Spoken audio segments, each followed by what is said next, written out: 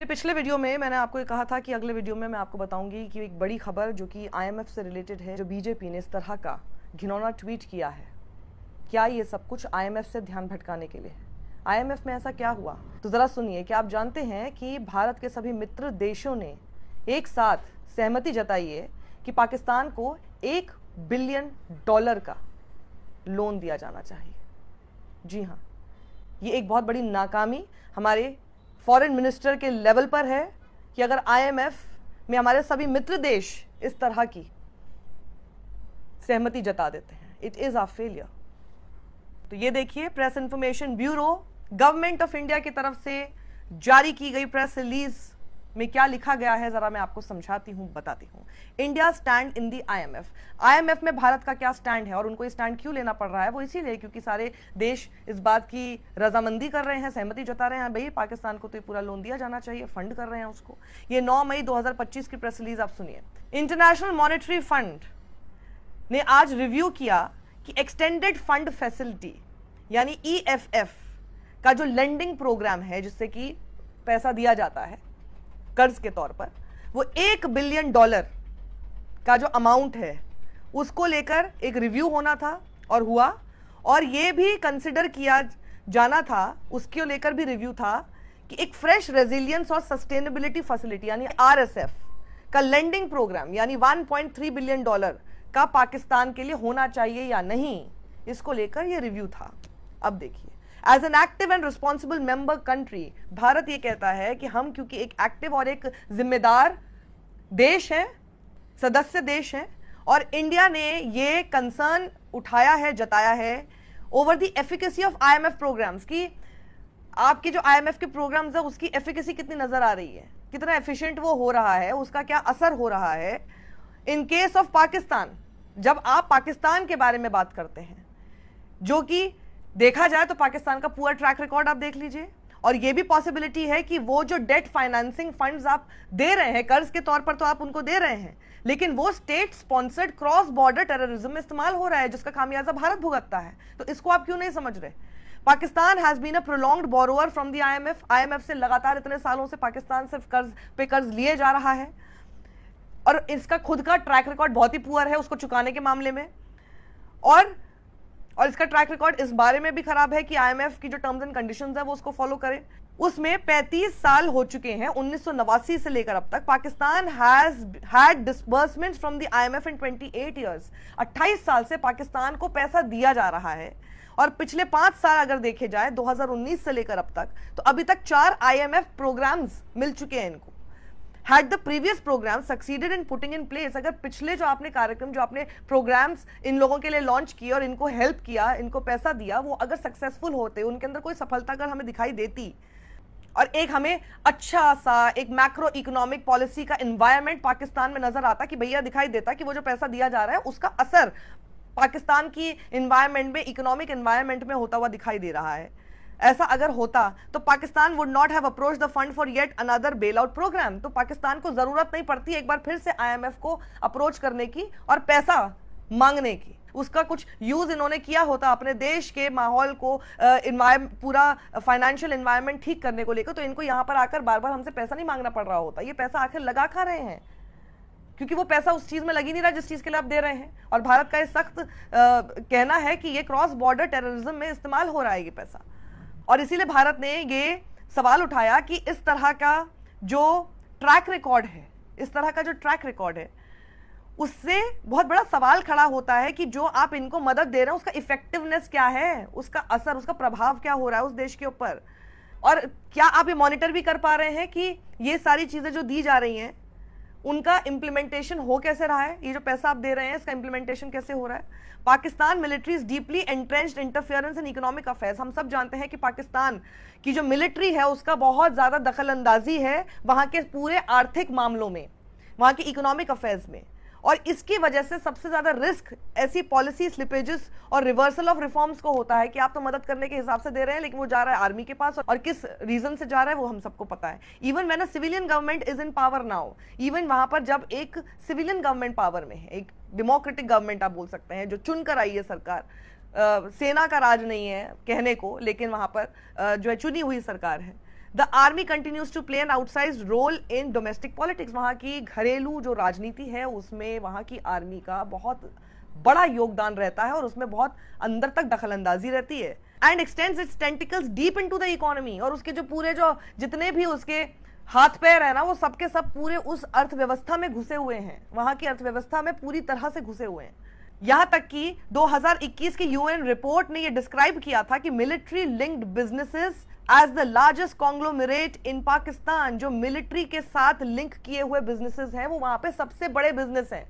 सबसे बड़ा बिजनेस पाकिस्तान में उन्हीं का है जो मिलिट्री के साथ लिंक्ड है।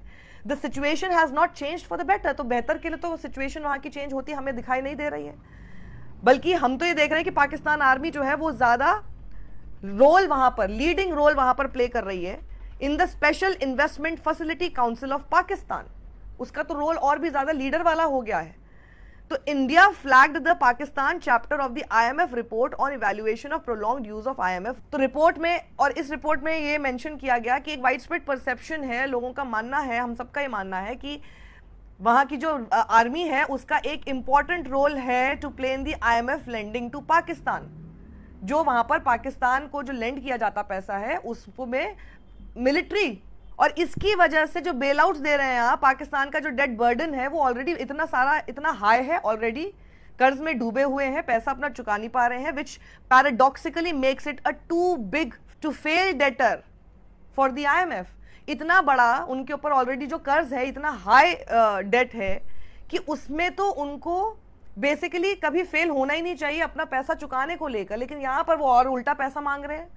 India pointed out that rewarding continued sponsorship, अगर आप लगातार उनको स्पॉन्सर करते रहेंगे, पैसा देते रहेंगे, तो जो क्रॉस बॉर्डर टेररिज्म वो कर रहे हैं उससे तो एक डेंजरस मैसेज जाएगा ना पूरी ग्लोबल कम्युनिटी को, क्योंकि उसका इस्तेमाल वो क्रॉस बॉर्डर टेररिज्म का कर रहे हैं। और क्रॉस बॉर्डर टेररिज्म में किसके लिए कर रहे हैं, किसके खिलाफ कर रहे हैं, भारत के खिलाफ कर रहे हैं। Exposes funding agencies and donors to reputational risks, और ऐसा आप करते हैं तो जो फंडिंग एजेंसीज हैं वो उनको एक्सपोज करते हैं कि भैया आप बेसिकली कहां पर फंड कर रहे हैं। कहने को आप पाकिस्तान को उसकी इकोनॉमी के लिए फंड कर रहे हैं, बट बेसिकली आपका जो फंड है वो जा रहा है टेररिज्म को बढ़ावा देने में ना। और वहीं पर जो डोनर्स है जो कि पैसा दे रहे हैं उनकी भी तो रेपुटेशन रिस्क पर है, because they are basically funding terrorism and makes a mockery of global values. तो फिर इन सारे ग्लोबल वैल्यूज जिस पर हम बात कर रहे हैं कि टेररिज्म को रोकना है, हमें हमारी इकोनॉमी को बढ़ाने की तरफ ध्यान देना है, सारे जो ग्लोबल वैल्यूज हमारे सबके हैं, वसुदेव कुटुंबकम, उन सारे वैल्यूज का क्या करेंगे हम, वो सारे के सारे वैल्यूज तो फिर खत्म हो जाते हैं, कोई उनका फायदा नहीं है।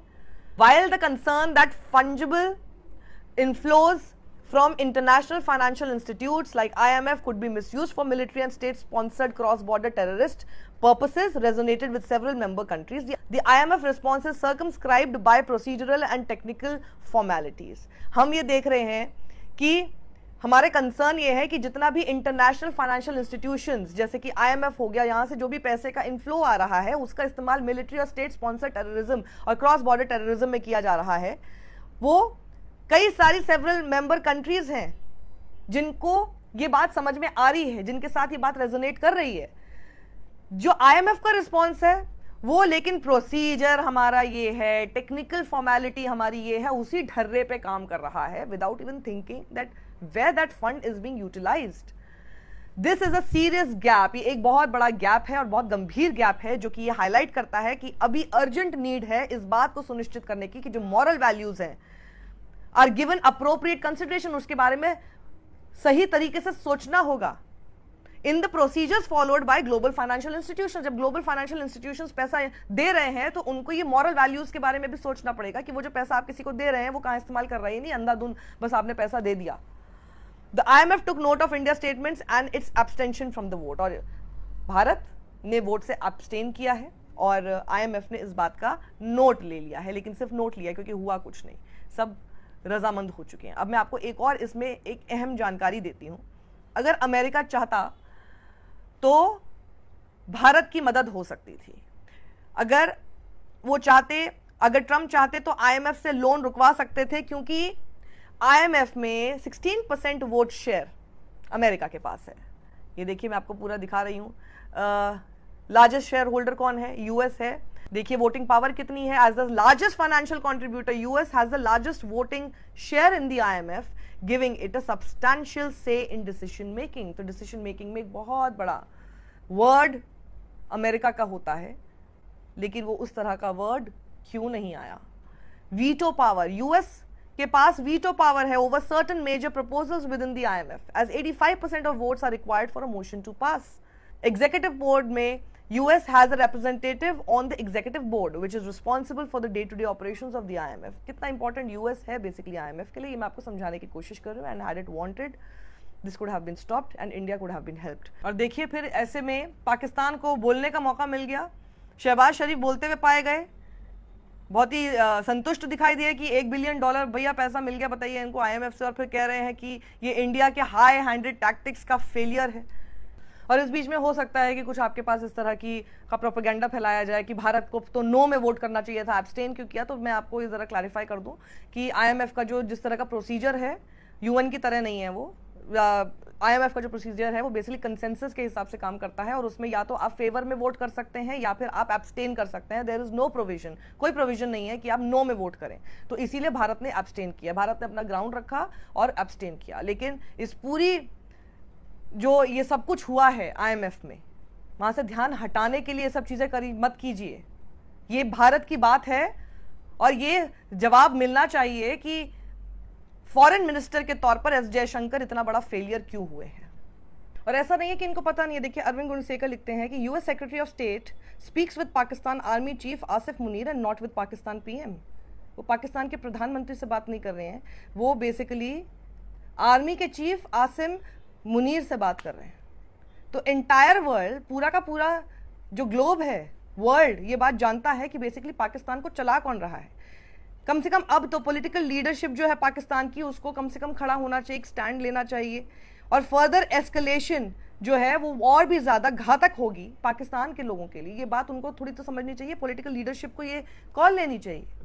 तो इस वीडियो को आप ज़्यादा लोगों के साथ शेयर कीजिए ताकि उन्हें समझ में आए कि IMF में क्या हुआ, क्यों हुआ, और एब्सटेंशन क्यों हुआ, नो वोट क्यों नहीं हो सकता था, क्योंकि उसका कोई प्रोविजन ही नहीं है। लेकिन ये हमारे लिए एक सेटबैक है, क्योंकि पाकिस्तान के पास फंडिंग होगी और पैसा होगा, और उसकी वजह से वो और भी ज़्यादा हमारे ऊपर, भारत के ऊपर इस वॉर लाइक सिचुएशन में इस्तेमाल करेगा।